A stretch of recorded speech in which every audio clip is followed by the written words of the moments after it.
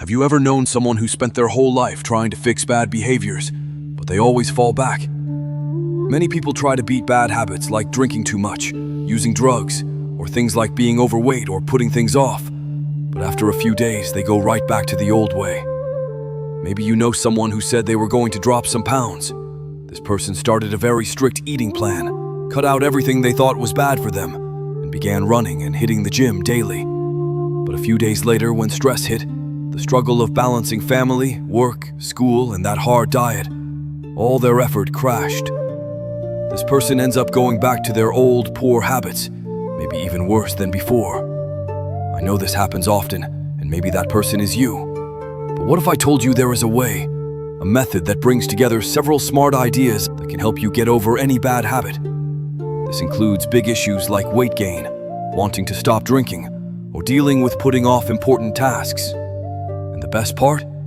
It's a super easy system to follow. This system puts together ideas like Ikigai, Kaizen, Hara Hachibu, Wabi Sabi, and finally, Gambaru. But I must tell you this. This plan is the opposite of what many self-help and motivation experts teach about making changes. It goes against what most coaches try to sell us every day, and it will only ask you to do something that seems tiny, so small that you will think it can't possibly work, until it does. Before I show you exactly how this system works, please subscribe to this channel, give the video a thumbs up, and tell me in the comments which habit you want to change the most. But what I am about to teach you can be used for any part of your life. Thank you so much for watching. I send my love to everyone who follows me here. Now, let's get back to the video. Chapter 1. The Day Everything Changed.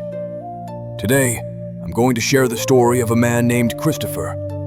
Christopher was 40 years old, weighed 142 kilos, and was slowly heading toward trouble without knowing it. He was a good person. For 15 years, he had worked as a manager in a supply warehouse. He woke up at 5 a.m. and got home at 7 p.m. He had 2 children, a wife, and bills to pay.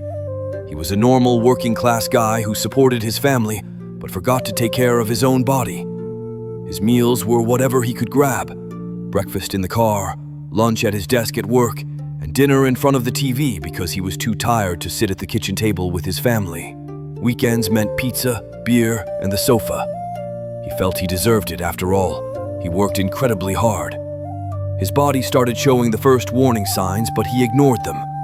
Climbing stairs wore him out. Tying his shoes became a big project. He had to sit down, hold his breath, and pull his stomach in. When his kids asked him to run around and play, he made up excuses. When his wife suggested a walk in the park, he was too exhausted. But do you know what hurt the most? It wasn't the number on the scale. It was the sad look in his 7-year-old daughter's eyes when she finally stopped asking him to play. She had learned that her dad just didn't play. Christopher saw this, felt it, and still did nothing because he had failed at changing before. He had joined the gym 3 times for 2 months each, but always quit. He followed a tough diet for 3 weeks but gave up. He tried to run in the morning for 5 days, but that stopped too. He had reached that dangerous point where most people stop fighting, accepting defeat. That's just how I am. I've always been heavy. It's my family genes. My body burns food slowly. I don't have time. Until his body finally said, "Stop." It happened on a Saturday morning. Christopher was in the backyard with his 9-year-old son. Well, he wasn't playing. He was sitting on a plastic chair watching the boy play catch by himself. His son kicked the ball too far, and it landed in the neighbor's flower bed. "Dad, can you grab it for me?" Christopher stood up. He walked to the edge of the flowers. He bent down to pick up the ball, and he couldn't get back up. It wasn't because he was hurt or in pain. He simply did not have the power in his legs to lift his own weight. He was stuck on his hands and knees in his neighbor's garden, sweating, trying to rise, while his 9-year-old son watched quietly. The neighbor had to come out and help him stand up. This might sound strange to you, but believe me, many people go through these moments where they can't do simple, everyday things. That night, Christopher sat on the edge of his bed and cried. He cried because he was 40 and needed help to stand up. He cried because his son saw it. He cried because he knew he was creating a memory for that child. My father was weak. His wife walked into the room. She didn't say a word. She just held him close. Then she said, "You need help, Chris. Truly." On Sunday morning, he called his only friend who had lost weight and kept it off, a guy named Marcus, who had dropped 30 kilos and looked totally different. Not just skinnier, but better overall. "Marcus, I need help. Did you see a doctor? Did you take some medicine? What did you do?" Marcus paused. "I did see a kind of doctor, yes, but not the one you're thinking of. He didn't give me drugs. He gave me a way of thinking. A way of thinking won't make me lose weight, Marcus." "Chris, you are wrong," Marcus replied. Chapter 2. The Japanese Doctor.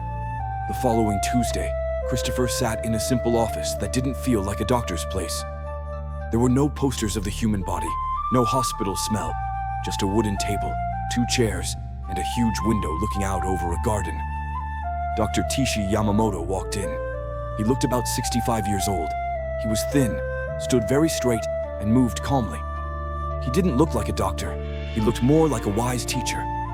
"Christopher, tell me why you are here," the doctor said. Chris told him everything: the weight, the extreme tiredness, his children, the shame, and the fall in the flower bed. When he finished, he expected to hear about diet plans, exercise routines, and blood tests. Dr. Yamamoto didn't touch his computer or take out a pen for a prescription. He just said, "Tell me this. How many times have you tried to lose weight?" 3, 4 maybe. "And how long did those attempts last?" 2 months at the most, usually just a few weeks. Dr. Yamamoto nodded. "Do you know why you failed?" Christopher began listing the usual reasons. Not enough time, my genes, slow body system. The doctor held up his hand and stopped him. "No, you failed because you tried to win a 40-year war in a 2-month fight. It took your body 40 years to get to this weight. It took your mind 40 years to build these habits. And you think you can undo all of that in a few weeks?" Silence fell. "Christopher, I'm going to give you a challenge," Dr. Yamamoto said. "I'm going to ask you to make one change today. A change so small that you will think I am joking, so tiny that it will seem useless. Do you agree to try?" Chris was desperate. "I'll agree to anything." "Good. From today forward, every day when you wake up, before you do anything else, you are going to drink a glass of water, that is all." A glass of water. Christopher waited for the rest of the instructions. They didn't come. Just that? Yes, a glass of water every day for 2 weeks. Nothing else. You can still eat pizza, drink beer, and watch TV. Just add that glass of water when you first wake up. "Doctor, with all respect, I need to lose about 50 kilos. A glass of water won't do that." "You are right," the doctor agreed. "A glass of water is not going to make you lose 50 kilos. Dr. Yamamoto leaned forward. "But it will do something much more important. It will prove to you that you can keep a promise to yourself, and that proof is the only thing you truly need right now." Christopher left the office confused. He paid $200 just to be told to drink water. He was annoyed. But one thing Dr. Yamamoto said kept bothering him. A promise to yourself. How many promises had he broken? How many Mondays had he promised to change, only to quit by Wednesday? If he couldn't even trust himself, how could he ever change his life? That night, he filled a glass with water and put it next to his bed. The next morning, when his alarm rang at 5 a.m., he saw the glass. He drank it. Simple. Day 2, the same. Day 3, also. On day 7, something new happened. He woke up before his alarm, and the first thought in his head was, "Where is my glass of water?" His brain was beginning to expect the action. On the 14th day, he went back to the doctor's office.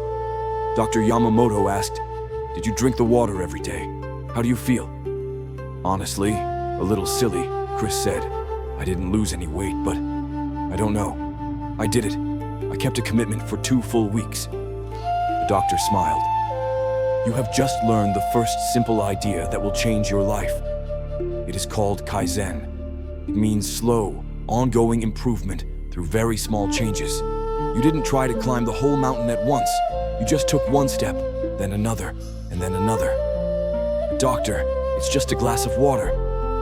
It's not about the water, Christopher. It's about showing your brain that change is possible, that you are not the kind of person who gives up. Now tell me, are you ready for the next step? What is it?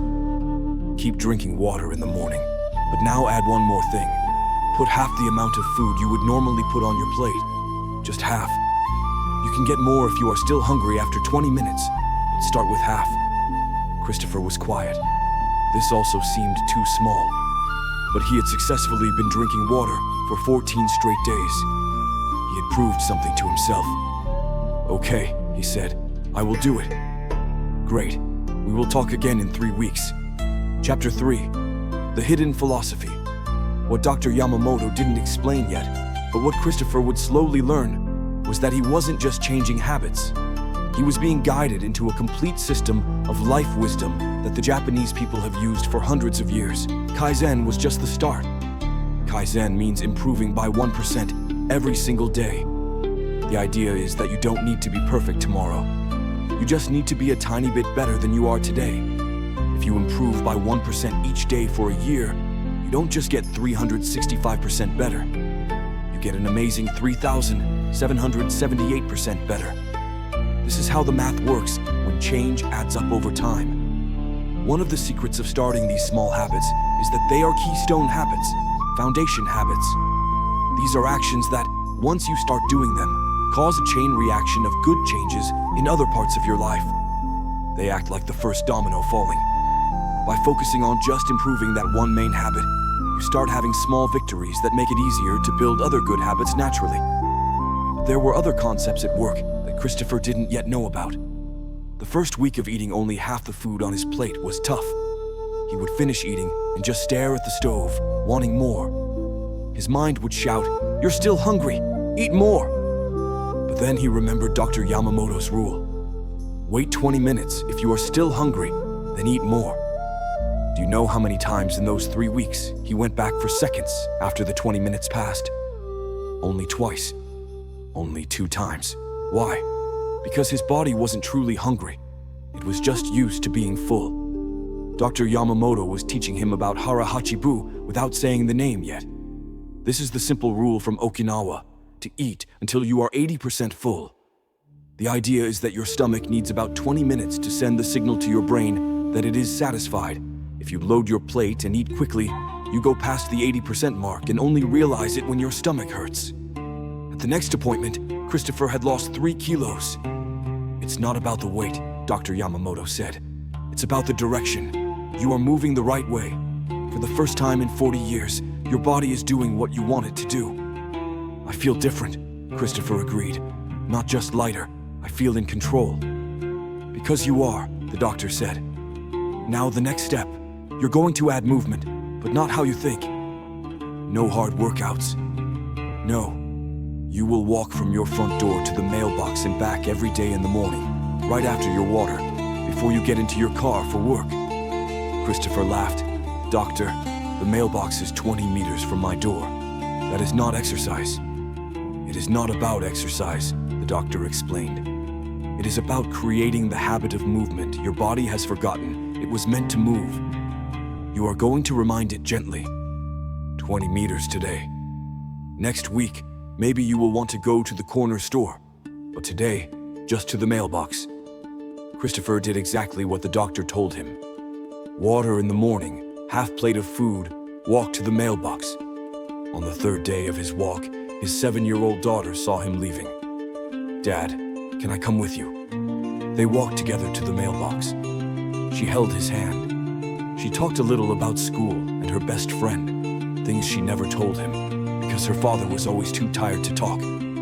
When they got back, she asked, "Can we do this every day?" The following week, Christopher started walking to the corner store, not because the doctor told him to, but because his daughter wanted him to. And for the first time in years, he walked the distance without running out of breath, without his back hurting. He could do it. By the end of the 2nd month, he had lost 8 kilos. But the biggest change was not on the scale. It was when he looked in the mirror. Not the body he saw, but the look in his eyes. There was a bright spark there that hadn't been present before. During the next talk, Dr. Yamamoto asked, "Christopher, Tell me something. Why are you doing all of this? To lose weight, Chris answered quickly. No, why are you truly doing this? What is the deeper reason? For the first time, Christopher truly thought about it. I want to see my children grow up. I want to walk my daughter down the aisle someday. I want to spend quality time with my wife. I want to feel good about myself. Dr. Yamamoto nodded. That is your ikigai, your reason for living. The Japanese believe everyone has an ikigai, a purpose. Your ikigai is not losing weight. It is being there for your family. Weight is just the obstacle between you and your purpose. That talk changed everything. Now, when Christopher didn't want to wake up early, he didn't think about water or dieting. He thought about his daughter holding his hand. When he wanted to fill his plate, he didn't think about calories. He thought about walking her down the aisle. Purpose is not the same as motivation. Motivation fades away. Purpose is a fuel that never runs out. Chapter 4. The First Slip. 3 months later, Christopher had lost 14 kilos. His clothes were starting to feel baggy. Co-workers asked him what he was doing. Just making a few small changes, he replied. But then came Thanksgiving. You know how it is. A huge table loaded with food. Turkey, mashed potatoes, all kinds of pie. The whole family was together, everyone piling up enormous plates. Christopher tried to put only half the food on his plate. His mother asked, "Is that all? Are you feeling sick?" His brother-in-law joked, "Man, it's Thanksgiving. Forget the diet for today." Social pressure is a quiet killer of change. Everyone wants you to go back to being the person you were, because your change makes them uncomfortable with their own lives. Christopher gave in. He filled his plate completely. He ate until he felt sick. He felt that terrible, heavy feeling of failure. That night he looked in the mirror and thought, "I messed up the streak, I'm going to quit, just like I always do." The next morning he didn't want to drink the water. He didn't want to walk. The old thought was rushing back. Since I already failed, why bother continuing? But then he remembered something Dr. Yamamoto had said that he hadn't fully understood at the time. You will fail, and when that happens, you will find out if you have truly changed. He picked up his phone and sent the doctor a text. "Doctor, I ate way too much yesterday. I ruined everything. I don't know if I can keep going." The reply came in 2 minutes. "Come to the office this afternoon." Christopher sat in his usual chair, expecting a lecture or a strong pep talk. Dr. Yamamoto walked in, sat down, and simply said, "Tell me what happened." Chris explained everything. Thanksgiving, the family pressure, the failure, the urge to give up. "And did you drink water this morning?" "Yes." "And did you walk?" "I walked." "Then you did not fail. You stumbled," the doctor said. There is a massive difference between stumbling and falling. When you stumble, you lose your balance for a moment. When you fall, you stop moving completely. The doctor leaned in. "Christopher, I'm going to teach you about wabi-sabi. It is a Japanese philosophy that celebrates imperfection. The idea is that nothing lasts forever, nothing is perfect, and nothing is finished, and that this lack of perfection is where real beauty lives. You ate too much one day, so what? That does not erase the 14 kilos you lost. It doesn't erase 3 months of waking up and drinking water. It doesn't erase the walks with your daughter. One imperfect day does not destroy a perfect journey." Christopher felt a huge weight lift inside him. It wasn't him breaking. It was the expectation of perfection shattering. "But what if I eat too much again?" "You will," the doctor said. "Many times. And every time it happens, you will wake up the next day and drink the water. Because practice is not about never failing. It is about always returning." That one idea changed everything for Christopher. For the first time in his life, he wasn't trying to be perfect. He was trying to be consistent. And consistency accepts things aren't perfect. Perfection rejects reality. Now, Dr. Yamamoto continued, "I'm going to teach you about Gambaru. This means perseverance, the power to keep going even when things are difficult. You showed Gambaru today. You overate yesterday. You did not want to continue today. but you drank the water and walked anyway. That is Gambaru. It means sticking through the discomfort, because you know it won't last. In the months that followed, Christopher slipped up several times. He overate at Christmas. He had too much cake on his son's birthday. On a stressful weekend, he went back to pizza and beer. But every time he stumbled, he came back water in the morning, half on the plate, walk. And something important happened. The slips started becoming smaller and less often. Because each time he returned, his brain learned, we don't quit anymore, we just keep moving. By the 6th month, he had lost 23 kilos. But the real change wasn't the number. It was the moment he went downstairs to play with Lego with his son, and then stood up on his own, easily, without even thinking about it. It was the night his wife suggested a walk after dinner, and he said yes right away. It was the Saturday his daughter asked to play tag, and he chased her around the yard, laughing, sweating, and full of energy. His wife watched from the kitchen window and smiled, because the man she had married was returning. Not his old body, but his true self. Chapter 5. The question that changes everything. By the 9th month, Christopher had lost 35 kilos. He wasn't just walking to the corner anymore. He was walking for 30 minutes every day. He no longer put half the food on his plate, because he had to. He did it because his body simply didn't want that much food anymore. But the biggest change was deeper. He had become a different person. During the meeting that month, Dr. Yamamoto asked, "Christopher, when was the last time you thought about quitting?" Chris stopped to think. When was it? Last week? Last month? He honestly couldn't remember. "I don't know," he admitted. "It's been a long time." "Do you know why?" the doctor asked. "Because you stopped trying to change and started living differently. It is no longer about effort. It is about who you are. You are no longer a heavy guy trying to lose weight. You are a guy who takes care of himself. That is the difference between a quick, temporary change and a change that lasts forever." The doctor took out a piece of paper and drew 5 circles connected to each other. "Everything I have taught you over these 9 months can be summed up in these 5 guiding ideas. Ikigai. You found your purpose. It's not about losing weight. It's about being fully present for your family Kaizen. You improved by 1% each day. Water, food, movement, small changes that kept adding up. Harahachi-bu. You learned control.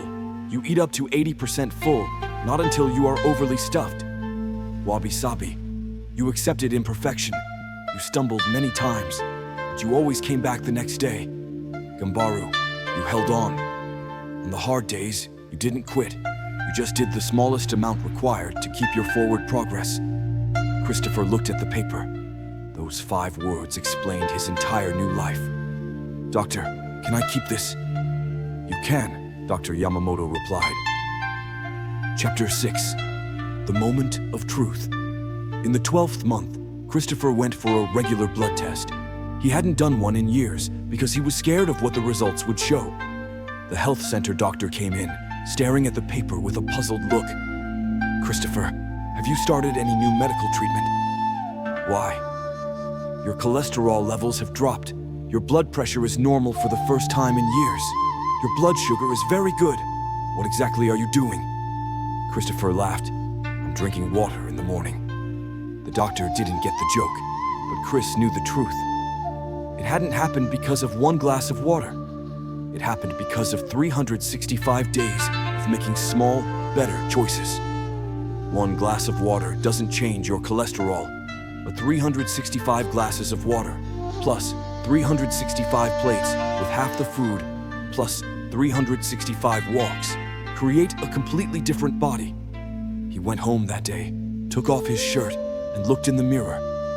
For the first time in 20 years, he looked at himself without shame. He didn't have perfect muscles. He still had some loose skin. He still had about 15 kilos to go to reach his goal weight. But do you know what he truly saw? He saw a man who had kept a promise to himself every day for a full year. By the 18th month, Christopher had lost a total of 52 kilos. He weighed 90 kilos. He wasn't the skinniest person in the world, but he was healthy, strong, and present.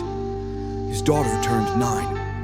They had a party in the park. The kids were running around playing tag, and for the first time, Christopher ran after them. One of the other parents at the party asked, "Man, how did you drop all that weight?" Christopher thought about explaining the Japanese philosophies, Kaizen, Ikigai, Hara Hachibu, but he decided to keep it simple. One step at a time, literally. That night after the party, he was lying in bed with his wife. She said, "Do you know what I love most about your change?" "What is it?" "It's not that you lost weight. It's that you came back. The man I married, the father our children deserve. You were here in body, but you weren't truly present. Now you are." Christopher held her hand. "I almost gave up so many times." "But you didn't," she said. "No," he agreed. "I haven't given up." A researcher at Stanford University who studies how habits are formed found that most changes fail, not because people are weak, but because they try to change too quickly. The human brain is made to fight sudden changes because it sees them as a threat. But when you start with tiny changes, less than a 1% difference per day, the brain doesn't set off the defense alarms. You essentially trick your own internal system. Another study on long life in Okinawa showed that the people who live the longest in the world do not follow extreme diets. They follow simple rules, eating in moderation, moving their bodies often, having a clear goal in life, accepting mistakes, and continuing on despite problems. These 5 points are always found in the longest living areas of the world. A brain expert at the University of London who studies self-control explains that willpower is a limited resource. It runs out throughout the day. But when you turn behaviors into who you are, when you stop trying to do something and start being someone who does it, you no longer need willpower. The behavior happens automatically because it's simply a part of your identity. But here is the part nobody talks about when it comes to real transformation. Christopher didn't stop after losing 52 kilos. The system he learned wasn't just about weight loss, it was about building a life. In his second year, he used Kaizen on his job. One small improvement at work every day. He was promoted to regional manager because he started using the same slow growth rules. In his third year, he applied the system to his marriage. He discovered that his purpose with his wife wasn't just being married. It was building a true partnership where they both grew together. They started taking evening walks, having real talks, and planning for their future. His daughter is 12 now. The other day she said, "Dad, do you remember when you couldn't play with me?" "I remember." "Me too," Christopher said. "But you know what I remember most," she added. "The day you started walking with me to the mailbox. That's when I knew you were going to be okay." Christopher realized in that moment that his change hadn't been just for him. It had changed his whole family. Because when you change, you give silent permission for everyone around you to change too. His son, now 14, started waking up early to exercise without being told because he saw his father doing it. His wife started meditating because she saw that change was actually possible.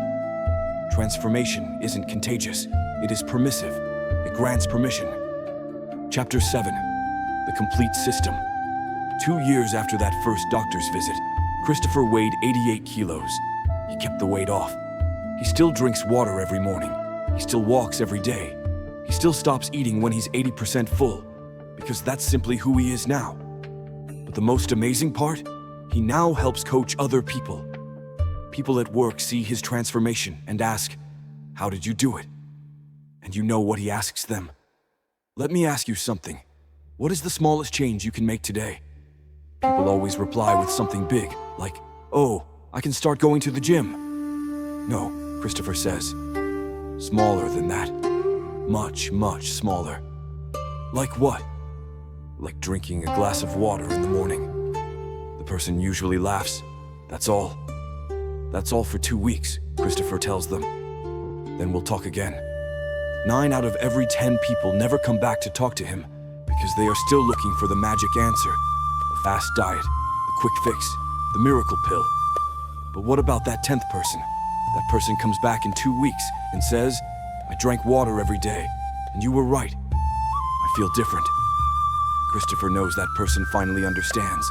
that person will succeed. Dr. Yamamoto eventually retired. During their last meeting, he told Christopher, "You know, you never really needed me, right?" Christopher was confused. "What do you mean?" "Everything I taught you was already inside you," the doctor said. "I just gave you permission to go slowly, to make mistakes, and to keep going even when it was difficult. But the strength was always yours." "Doctor, I literally couldn't get up off the floor years ago." "Physically, no. But mentally, you got up from a difficult spot every single day of your life," the doctor explained. "Every day you woke up, went to work, supported your family, pushed through the tiredness, the stress, the shame. You always had gambaru, perseverance. You just didn't know you had it." That idea deeply moved Christopher. "So, all I needed was to know I had it." "No," Dr. Yamamoto corrected. "You needed a system that respected who you were. A system that didn't demand you become a superhero overnight. A system that accepted your humanity, your imperfections, your weariness, and used all of that to help the change grow, not fight against it. The Japanese ideas I shared with you aren't about being perfect. They are about being human and continuing to be human every single day without stopping." Christopher gave Dr. Yamamoto a long hug that day, filled with deep thankfulness. Because that man hadn't just saved his life, he'd given it back to him. Chapter 8. The Legacy. There is a picture hanging on the wall in Christopher's living room. It shows him at 142 kilos, sitting in a plastic chair in the backyard, just watching his children play, not joining in, just watching. Next to that photo, there is another one. He is 88 kilos on the floor, building Lego with his son, his daughter laughing while jumping on his back. His wife took that second picture without him knowing. When he saw it, he asked, "Why did you take that photo?" She replied, "Because this is the moment I have been waiting for 10 years, the moment you came back." But do you know what the most important part of this whole story is? It's not that Christopher lost 52 kilos. It's not that he fixed his blood sugar problems. It's not that he got a promotion at work. His daughter, who is now 12 years old, recently told a friend at school, "My father is the most focused person I know." Why did she say that? Because she grew up watching him drink water every day, watching him walk every day, watching him stumble, fall, get back up, and keep going. She grew up seeing that change is not about strong feelings or motivation. It's about who you are. When she is 20, 30, or 40, and life gets difficult, she will remember. She will remember that her father proved that change is possible. One small choice at a time, one day at a time, forever. This is the true legacy. Not the body that changed, but the living proof that you can be the person you want to be. You just need the patience to build that person one tiny brick at a time. Now let me ask you something. You have watched this video all the way to the end. That means you are searching for something. Maybe it is losing weight, like Christopher. Maybe it is stopping another bad habit. Maybe it is just the feeling that you are not living the life you should be living. You might be thinking, "This won't work for me. My situation is different, harder, more complex." You are right. Your situation is different. But the system is the same. Because no matter what your bad habit or the life you want to change is, the problem is never a lack of information. You know you should eat better. You know you should move your body. You know you need more sleep, less drinking, and more presence. You already know all of this. The problem isn't knowing. The problem is doing. And you can't do it because you are trying to do everything at once. You are trying to become a brand new person tomorrow. You are trying to win a 20-year war in a 21-day battle. And every time you try, you fail. And every time you fail, you prove to yourself that you are not capable. And then that becomes your identity. I am a person who can't do it. I'm a person without strength. I am weak. But you are not. You are just using the wrong system. The system I shared here is not about fast change. It is about change that lasts forever. You don't need 30 days of transformation. You need 30 years of sticking with it. And sticking with it only happens when the action is simple enough to survive the difficult days. So, let me give you the same challenge Dr. Yamamoto gave to Christopher. Choose one change. the smallest one possible. So small that you will feel silly doing it. So small that it seems like it won't make any difference at all. A glass of water in the morning. 5 push-ups before bed. 1 minute of quiet breathing. Reading 1 page from a book. Anything. But it has to be so small that you cannot use an excuse to skip it, and do this for 2 weeks. Do not try to add anything else. Do not try to speed it up. Just do this one small thing every single day for 14 days. And when you reach day 14, you will have proven something to yourself. Not that you can lose weight or quit smoking, but that you can keep a promise to yourself. And that proof is the only thing you truly need. Because when you know you can keep a small promise, you know you can keep any promise. Then you add another small change, and another, and another. And before you realize it, you are a different person. Not because you tried hard to change, but because you built a new identity, one tiny choice at a time. It took Christopher a few years. Maybe it will take you 3. It does not matter, because the time will pass anyway. The question is, in 5 years, will you be in the same spot, looking in the mirror with shame? Or will you be looking in the mirror and seeing someone who kept every promise they made to themselves? Ikigai gives you purpose. Kaizen gives you a method. Hara Hachibu gives you control. Wabi Sabi gives you kindness for yourself. Gambaru gives you strength. You don't need them all at once. You just need to start with one thing today. And when you stumble, because you will, you do not quit. You just get back up. Because practice isn't about never falling. It is about always getting back up. If you enjoyed this content, if it helped you in any way, I invite you to comment below. What the smallest change you are going to make starting today is. Don't tell me your whole plan. Just tell me the first thing, the smallest one, the one you will do tomorrow morning. Because when you write it publicly, you have made a statement. You have turned an idea into a commitment. And public commitment is where change truly begins. I will try hard to read every single comment. And in 2 weeks, I will check back to see who followed through, who drank the water, who did the push-ups, who took the first tiny step toward becoming the person they want to be. You don't need to be perfect. You just need to start. If you have watched this far, thank you so much for your attention and your time. This proves you are truly ready for your transformation. See you in the next video. And remember, be present, walk with honor, and follow the path.